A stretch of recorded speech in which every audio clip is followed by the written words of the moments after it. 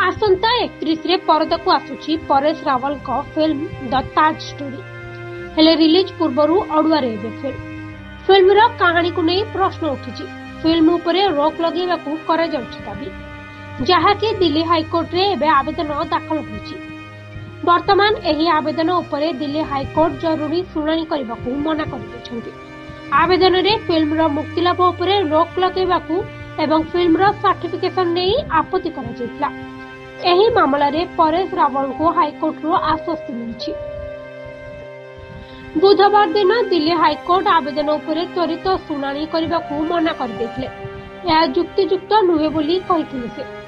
Petition ने अभियोग करा जायछि जे एही फिल्मटी ऐतिहासिक तथ्य को विकृत करिछि एवं सांप्रदायिक सद्भावना पई विपद सृष्टि करुछि।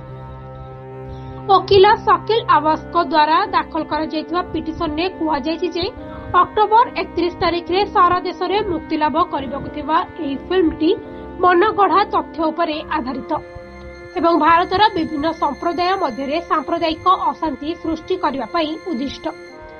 फिल्मर मुक्तिलाभ बंद करबा एवं एहाकू प्रदान करा जायतिबा सीबीएफसी प्रमाणपत्र को समीक्षा करबाकू अनुरोध करथिले। तांकर आवेदन रे आवास चुक्ति देथिले जे एही चलचित्रटी ऐतिहासिक तथ्य को विकृत करिछि एवं सांप्रदायिक सद्भावना को क्षति पहुंचाई पारे। आवेदन अनुसार एही चलचित्रटी एक तत्व को पुनर्जीवित करे जहा कथित भावरे दर्शाए जे ताजमहल मूलतः एक हिंदू मंदिर थिला जहाको अनेक प्रसिद्ध इतिहासकार एवं विद्वान प्रत्याख्यान करिसेंते। आवेदन रे एहा मध्य अभियोग करा जायछि जे चलचित्रटी ताजमहल विषय रे मिथ्या एवं भ्रामक सूचना प्रदान करे एवं एक राजनैतिक एजेंडा को प्रोत्साहित करे।